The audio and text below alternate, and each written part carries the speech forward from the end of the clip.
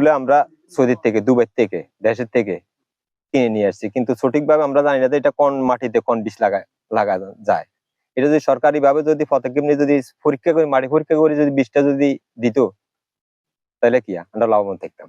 90 দিন বা 100 এরকম লাগে, এই কয়দিনের ভিতরে আমরা ইনশাল্লাহ ফসল পাই আর কি।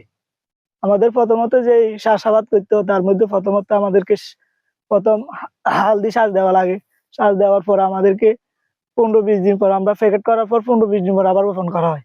রোপণের পর আমরা সার দিই, তারপরে দিই। অনেক কষ্ট আছে, এগুলা করতে হয় আর কি। আস্তে ধীরে প্রক্রিয়াধীন ব্যবস্থা করা লাগে। তো আমাদের আসলে এই এলাকার তরমুজ অত্যন্ত সুস্বাদু এবং অত্যন্ত ভালো, এবং ফসলগুলো মোটামুটি ভালো হয় আর কি। অন্য বছর থেকে তুলনায় এবছর আলহামদুলিল্লাহ ভালো আছে।